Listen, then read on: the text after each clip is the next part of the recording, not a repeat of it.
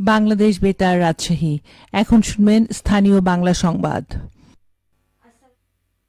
বাংলাদেশ বেতার রাজশাহী স্থানীয় সংবাদ পড়ছি এএসএম তানিয়া খানম। রাজশাহী বিশ্ববিদ্যালয় কেন্দ্রীয় ছাত্র সংসদ রাকসুর নবনির্বাচিত প্রতিনিধিরা রাকসুর সভাপতি ও উপাচার্য অধ্যাপক ড সালেহ হাসান নকিবের সঙ্গে মতবিনিময় করেছেন। আজ দুপুরে বৈঠকের শুরুতে উপাচার্য নবনির্বাচিত প্রতিনিধিদের আন্তরিক অভিনন্দন ও শুভেচ্ছা জানান। তিনি আশা প্রকাশ করেন, নতুন নেতৃত্ব শিক্ষার্থীদের কল্যাণে বিশ্ববিদ্যালয়ের সার্বিক উন্নয়ন এবং গণতান্ত্রিক চর্চার ধারাবাহিকতায় গুরুত্বপূর্ণ ভূমিকা রাখবে। পরে রাকসু প্রতিনিধি দল তাদের প্রাথমিক কর্মপরিকল্পনা, অগ্রাধিকার ভিত্তিক করণীয় এবং রাকসুর ভবিষ্যৎ কার্যক্রম নিয়ে আলোচনা উপস্থাপন করেন। বৈঠকে সিদ্ধান্ত গৃহীত হয়, আগামী সোমবার রাকসুর প্রথম আনুষ্ঠানিক সভা অনুষ্ঠিত হবে। সভা শেষে নবনির্বাচিত নেতৃবৃন্দ রাকসুকে একটি কার্যকর, স্বচ্ছ ও জবাবদিহিমূলক ছাত্র সংসদ হিসেবে প্রতিষ্ঠিত করার প্রত্যয় ব্যক্ত করেন। সভায় আরও উপস্থিত ছিলেন রাকসুর কোষাধ্যক্ষ অধ্যাপক ড শেতাউর রহমান, রাকসুর নবনির্বাচিত ভিপি মোস্তাকুর রহমান জাহিদ, জিএস সালাউদ্দিন আম্মার এবং এজিএস সালমান সাব্বির।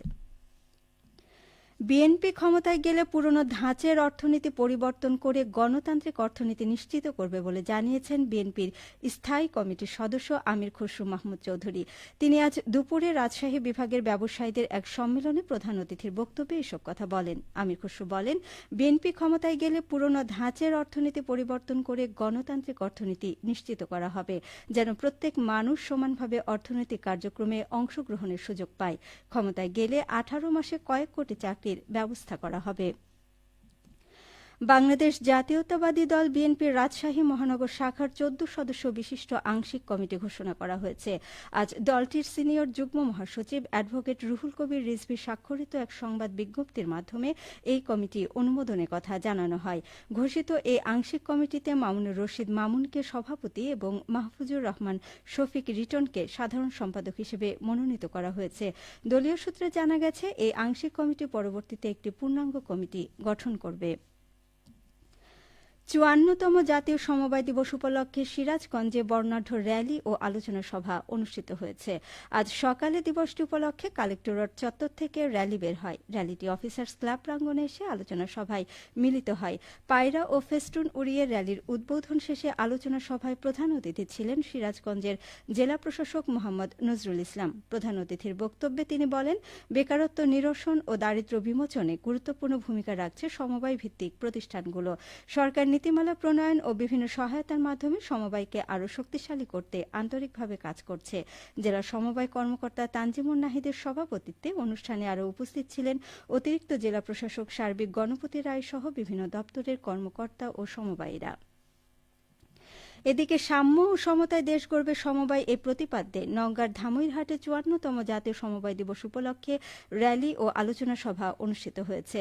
আজ সকালে কর্মসূচির উদ্বোধন করেন উপজেলা নির্বাহী অফিসার শাহরিয়ার রহমান। শুরুতেই উপজেলা পরিষদ চত্বর থেকে একটি র্যালি বের করা হয় এবং র্যালি শেষে হলরুমে অনুষ্ঠিত হয় আলোচনা সভা। এ সময় বক্তারা দিবসের প্রতিপাদ্য তুলে ধরে আলোচনা করেন। এছাড়া গাছের চারা বিতরণ, সমবায় সমিতির মাঝে পুরস্কার বিতরণ, খাল প্রদর্শনী ও সাংস্কৃতিক অনুষ্ঠান পরিবেশন করা হয়। উপজেলা সমবায় অফিসার হারুনুর রশিদের সভাপতিত্বে যুব উন্নয়ন কর্মকর্তা কামরুজ্জামান সর্দার, উপজেলা জনপ্রশাসন কর্মকর্তা মিলন কুমার, কৃষি সম্প্রসারণ অফিসার মাহফুজুর রহমান, উপজেলা খাদ্য নিয়ন্ত্রক মামুনুর রশিদ বক্তব্য দেন।